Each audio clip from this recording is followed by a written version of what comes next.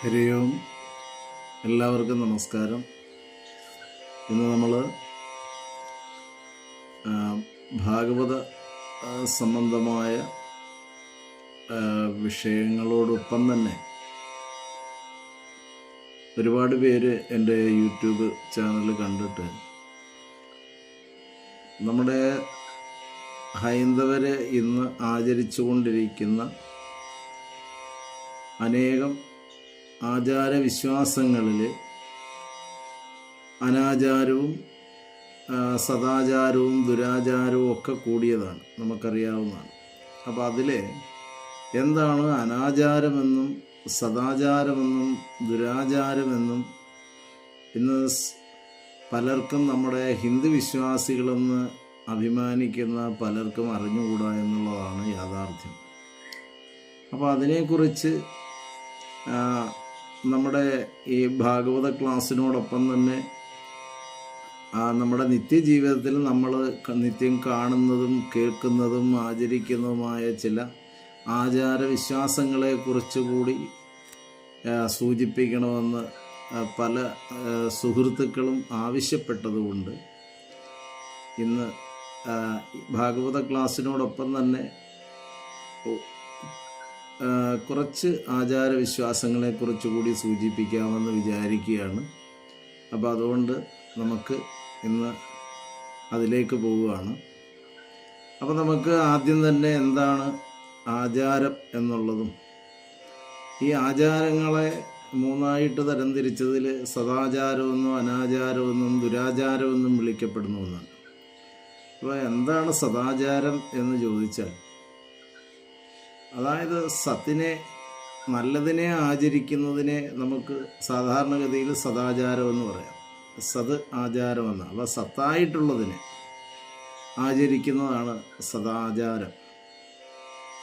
അപ്പം ആചാരം എന്നത് നമ്മുടെ നിത്യജീവിതത്തിൽ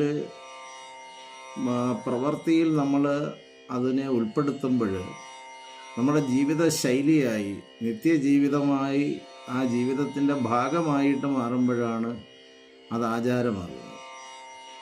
അപ്പം എന്താണ് ഈ സദാചാരമെന്ന് ചോദിച്ചാൽ അതിന് കൃത്യമായ ഒരു ഉത്തരം ആചാര്യന്മാർ പറയുന്നത്, മലയാളത്തിൽ അത് സൂചിപ്പിച്ചാൽ, ഒരു വ്യക്തി ചെയ്യുന്ന ആചാരം അല്ലെങ്കിൽ ആ ആചാരമെന്ന പ്രവൃത്തി ആ വ്യക്തി ചെയ്യുന്നത് കൊണ്ട് ആ വ്യക്തിക്കും അത് കാണുന്നവർക്കും അത് കണ്ടിട്ട് നാളെ ആരെങ്കിലും അത് അനുകരിക്കുന്നുണ്ട് എങ്കിൽ ആ അനുകരിക്കുന്നവർക്കും, അതായത് ഭൗതികവും മാനസികവുമായ ദൈവീകവുമായ തലത്തിൽ ശരീരത്തിനും മനസ്സിനും ജീവനും മാനസികമായ ഉത്കർഷം ഉണ്ടാക്കുന്നുവെങ്കിൽ ഈ പറഞ്ഞതായ അല്ലെങ്കിൽ ഭൗതികമായും ദൈവീകമായും ആധ്യാത്മികമായും ഉത്കർഷം ഉണ്ടാക്കുന്നതാണ് നമ്മൾ ആചരിക്കുന്ന പ്രവർത്തികളെങ്കിൽ ആചാരങ്ങളെങ്കിൽ അതിനെ സദാചാരം എന്ന് വിളിക്കാവുന്നതാണ്. അപ്പം നമ്മൾ ആചരിക്കുന്ന പ്രവൃത്തി കൊണ്ട് ആ ആചാരം എന്നതുകൊണ്ട് ആചരിക്കുന്ന വ്യക്തിക്ക് ഈ മൂന്ന് തലത്തിൽ ഭൗതികമായും ദൈവികമായും ആധ്യാത്മികം എന്ന് പറയുമ്പോൾ ശാരീരികമായി മാനസികമായി ജീവപരമായി ഉത്കർഷം ഉണ്ടാക്കുന്നതാണ്, ഗുണം ഉണ്ടാക്കുന്നതാണ് എങ്കിൽ അതിനെ സദാചാരം എന്ന് വിളിക്കാവുന്ന.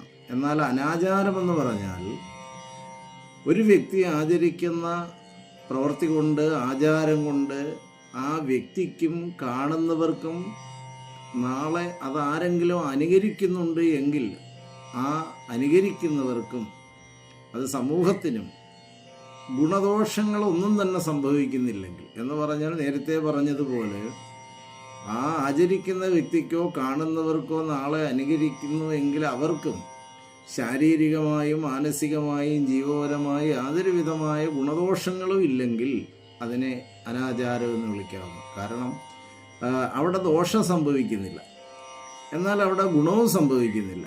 അപ്പോൾ അങ്ങനെയുള്ള ആചാരങ്ങൾ ആചരിക്കണമെന്ന് നിർബന്ധമില്ല. നമുക്ക് ഗുണമില്ല എന്ന ഒരു അവസ്ഥയിലുള്ള ഒരു ആചാരമുണ്ട് എങ്കിൽ അത് ആചരിക്കേണ്ടതായിട്ടില്ലല്ലോ. എന്നാൽ ഇവിടെ ഉദ്ദേശിക്കുന്നത് നമ്മുടെ പൂർവികർ തലമുറകളായിട്ട് ആചരിച്ചു വന്ന ഒരു ആചാരമാണ് അപ്പോൾ ആ ആചാരം നമ്മൾ ആചരിച്ചില്ലെങ്കിൽ നമുക്ക് അതിനൊരു സംതൃപ്തിയില്ല, അല്ലെങ്കിൽ അത് നമുക്കെന്തെങ്കിലും ദോഷം നേരിടുമോ, അത് തലമുറകളായി ആചരിച്ചു വന്നതല്ലേ ഈ ആചാരം, അത് നമ്മളായിട്ട് മുടക്കിയാലോ, മുടക്കുന്നതുകൊണ്ട് എന്തെങ്കിലും ദോഷമുണ്ടായാലോ ഒക്കെ എന്നുള്ള ചിന്തകളോ സംശയങ്ങളോ ഒക്കെ ഉണ്ട് എങ്കിൽ നിങ്ങൾക്ക് വേണമെങ്കിൽ അത് ആചരിക്കാം. കാരണം അവിടെ ആചരിക്കുന്നത് കൊണ്ട് ആചരിക്കുന്ന വ്യക്തിക്കും കണ്ടു നിൽക്കുന്നവർക്കും നാളെ ആരെങ്കിലും അനുകരിച്ചാൽ അവർക്കും ദോഷങ്ങളൊന്നും തന്നെ സംഭവിക്കാത്തത് കൊണ്ട് അത് നിങ്ങളുടെ മനസ്സിന് സംതൃപ്തി ഉണ്ടാക്കുന്നുവെങ്കിൽ, നിങ്ങളുടെ വിശ്വാസത്തിന് അത് നല്ലതാണ് എന്ന് നിങ്ങൾക്ക് തോന്നുന്നതെങ്കിൽ അങ്ങനെയുള്ള ആചാരങ്ങളെ ആചരിക്കാം. അത് അനാചാരമാണ് എങ്കിൽ പോലും അത് ആചരിക്കാമെന്ന്. എന്നാൽ ദുരാചാരം എന്നതുകൊണ്ട് ഉദ്ദേശിക്കുന്നത് ഒരാൾ ആചരിക്കുന്ന പ്രവൃത്തി അല്ലെങ്കിൽ ആചാരം എന്നത് ആചരിക്കുന്ന വ്യക്തിക്കും കാണുന്നവർക്കും നാളെ അതാരെങ്കിലും അനുകരിച്ചാൽ അല്ലെങ്കിൽ സമൂഹത്തിനും അത് ദോഷമുണ്ടാക്കുന്നതാണ്. ആചരിക്കുന്ന വ്യക്തിക്കും മാനസികമായിട്ടും ശാരീരികമായിട്ടും ജീവപരമായിട്ടും ഒക്കെ അത് സമൂഹത്തിന് ദോഷം ചെയ്യുന്നതാണ് ആചാരമെന്ന പേരിൽ ആചരിക്കുന്ന പ്രവൃത്തിയെങ്കിൽ അതിനെ ദുരാചാരമെന്ന് വിളിക്കണം. അതിനെ ഒരാളും ആചരിക്കാൻ പാടില്ല. അത് നിർത്തലാക്കേണ്ടതാണ്.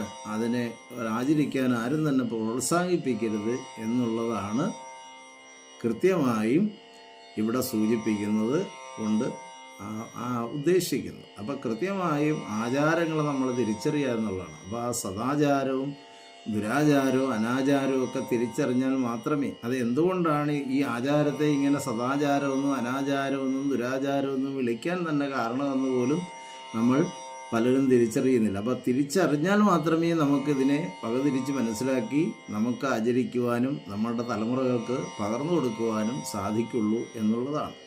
അപ്പോൾ അതുകൊണ്ട് ഈ ആചാരങ്ങളെ കൃത്യമായിട്ട് മനസ്സിലാക്കി നമ്മൾ ചെയ്യുമ്പോൾ നമുക്കും നമ്മുടെ സമൂഹത്തിനും നമ്മുടെ വരും തലമുറകൾക്കും അത് പ്രയോജനം ഉണ്ടാക്കും എന്നുള്ളതിൽ യാതൊരു വിധമായ സംശയമില്ല.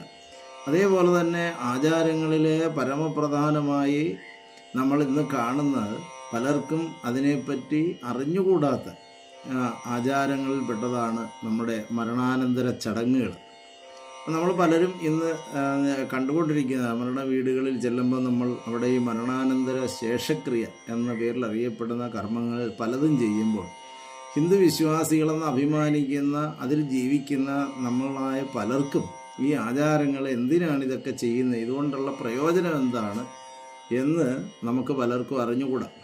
പല സപ്താഹ വേദികളിലും ഞാൻ ചെല്ലുമ്പോൾ പലരും ഇതിനെപ്പറ്റി സംശയങ്ങൾ ചോദിച്ചിട്ട് നമ്മുടെ മരണ അനന്തരമുള്ള പുലകളെക്കുറിച്ചും അതുപോലെ തന്നെ ജനനസംബന്ധമായി ഉണ്ടാകുന്ന വാലായ്മ അല്ലെങ്കിൽ ആശൂലങ്ങളെക്കുറിച്ചൊക്കെ കൃത്യമായൊരു ധാരണ ഇന്ന് വരെ നമ്മുടെ ഹിന്ദു സമൂഹത്തിൽ വേണ്ടത്ര ഉണ്ടായിട്ടില്ല എന്നുള്ളതാണ് യാഥാർത്ഥ്യം.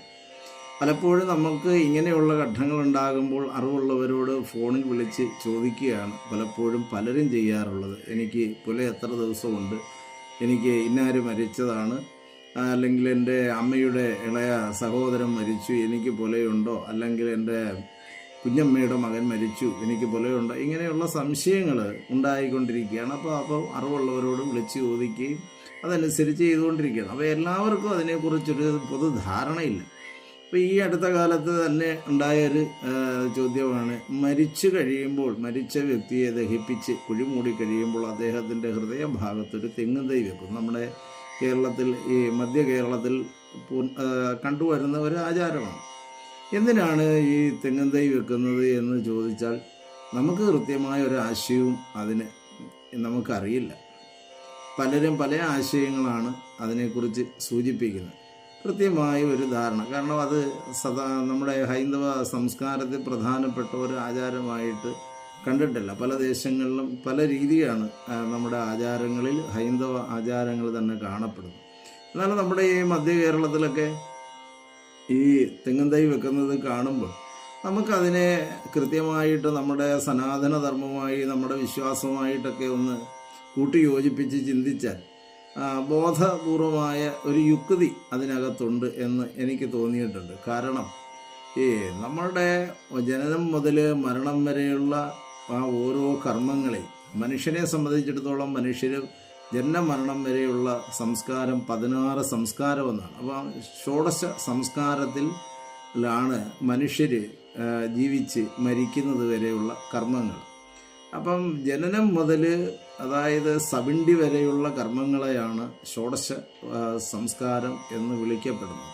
അപ്പോൾ ഈ ഷോഡശ സംസ്കാരങ്ങളിൽപ്പെട്ട കർമ്മങ്ങളാണ് ഈ മരണാനന്തര കർമ്മങ്ങളിൽ പെടുന്നതും അതിൽ ഉൾപ്പെട്ടതാണ്. അപ്പോൾ നമുക്കറിയാം ജനനത്തിന് നേരെ വിപരീതമായ ഒരവസ്ഥയാണ് മരണം എന്നുള്ളത്. അപ്പം മരണം സംഭവിക്കുമ്പോൾ നമ്മൾ എല്ലാറ്റിനെയും നമ്മുടെ ഈ ആത്മാവെന്ന് പറയുന്ന ഞാൻ ശരീരത്തെയും ഈ നമ്മൾ അതുവരെ സമ്പാദിച്ച സകലതിനെയും ഉപേക്ഷിച്ച് നമ്മുടെ 2 കൈകളും മലർത്തി നമ്മൾ ഈ ഇരുന്ന ശരീരത്തെ പോലും ത്യജിച്ചിട്ട് ഇറങ്ങിപ്പോകുന്ന അവസ്ഥയാണ്. പ്രപഞ്ചത്തിലെ സകലതിനെയും ത്യജിച്ചുകൊണ്ട് നമ്മൾ ശരീരത്തെ, പ്രകൃതി എന്ന ശരീരത്തെ ഉപേക്ഷിച്ച് പോവുകയാണ്. പക്ഷേ ജനനം എന്ന് പറയുമ്പോൾ ആ സമയത്ത് നമ്മുടെ കൈകൾ മലർന്നിരിക്കും, നമുക്കറിയാം. പക്ഷേ ജനനം എന്ന് പറയുമ്പോൾ നമ്മുടെ കൈകൾ അതായത് മുറുക്കി പിടിച്ചുകൊണ്ട് കരഞ്ഞുകൊണ്ട് ആണ് നമ്മൾ അവിടേക്ക് വരുന്നത്. ജനനത്തിൻ്റെ അവസ്ഥ സംഭവ്യമാകുമ്പോൾ ഒരു ജീവൻ നമ്മുടെ ഈ പ്രാപഞ്ചിക ലോകത്തിലേക്ക് വരുന്ന ഉടൻ തന്നെ പിറന്നു വീഴുന്ന ഓരോ കുഞ്ഞും ആദ്യമായി ചെയ്യുന്ന ഒരു പ്രവൃത്തി എന്ന് പറയുന്നത് സമഷ്ടിയിൽ വ്യാപിച്ചു നിൽക്കുന്ന ഒരു ജീവനാകുന്ന പ്രാണനെ ഉള്ളിലേക്ക് വലിച്ചെടുക്കുക എന്നുള്ളതാണ് ആദ്യ പ്രവൃത്തി. അതിനെയാണ് ജനനം എന്നതുകൊണ്ട് ഉദ്ദേശിക്കുന്നത് തന്നെ. അപ്പോൾ ജനിച്ചാൽ ആദ്യത്തെ പ്രവൃത്തി ആ കുഞ്ഞിനെ ഭൗതികമായ ലോകത്ത് നിലനിൽക്കുന്നതിന് ഒരു പ്രാണശക്തിയെ ഉള്ളിലേക്ക് വലിച്ചെടുക്കുകയാണ്. അപ്പം മരണം അതിൻ്റെ വിപരീതമായതുകൊണ്ടാണ് മരണം നടക്കുമ്പോൾ ആ പ്രാണനെ ഈ ശരീരത്തിൽ നിന്ന് പുറത്തേക്ക് പൊയ്ക്കൊണ്ട് അത് മരണം എന്ന അവസ്ഥയിലേക്ക് നിലനിൽക്കുന്നത്. അപ്പോൾ ജനനത്തിൻ്റെ വിപരീതമായ അവസ്ഥയാണ് മരണം എന്നുള്ളത് ഈ ഒരു പ്രക്രിയ കൊണ്ട് തന്നെ നമുക്ക് മനസ്സിലാക്കാം.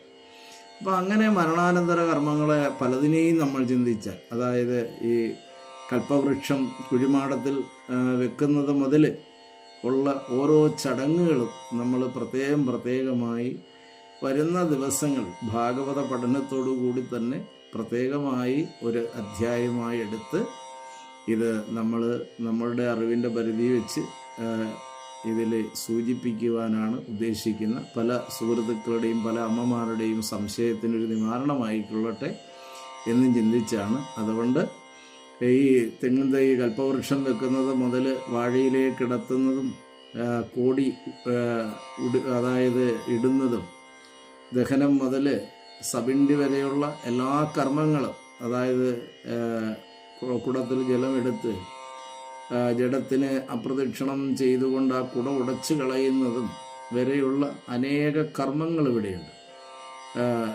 അഥവാ ജഡത്തിൽ അരിയും പൂവൊക്കെ ഇടുന്നതിൻ്റെ ഉൾപ്പെടെയുള്ള ആശയങ്ങൾ നമുക്ക് ഇതിലൂടെ ചിന്തിക്കാം. അപ്പം ഇതിനെപ്പറ്റി അറിയാൻ ആഗ്രഹിക്കുന്നവർ എൻ്റെ ഈ ചാനൽ എല്ലാവർക്കും ഒന്ന് അറിയാൻ ആഗ്രഹിക്കുന്നവർക്ക് ഒക്കെ നിങ്ങൾ, അതായത് ഇപ്പോൾ കണ്ടുകൊണ്ടിരിക്കുന്നവർ ഷെയർ ചെയ്ത് അവർക്ക് കൂടി ഇത് കേൾക്കുവാനും പഠിക്കുവാനും ഒക്കെയുള്ള അവസരം ഉണ്ടാക്കണമെന്ന് കൂടി നിങ്ങളോട് അഭ്യർത്ഥിക്കുകയാണ്. അടുത്ത ദിവസം മുതൽ കുറച്ച് സമയം നമുക്ക് ഭാഗവത പഠനത്തോടു കൂടി ഈ ആചാരങ്ങളെക്കുറിച്ചുള്ള ചില ധാരണകൾ കൂടി സമൂഹത്തിന് ഉണ്ടാകട്ടെ എന്ന് വിചാരിച്ചുകൊണ്ടാണ് എൻ്റെ അറിവിൽപ്പെട്ടതായ ചില ആശയങ്ങളെ ഇവിടെ സൂചിപ്പിക്കാമെന്ന് ഉദ്ദേശിച്ചത്.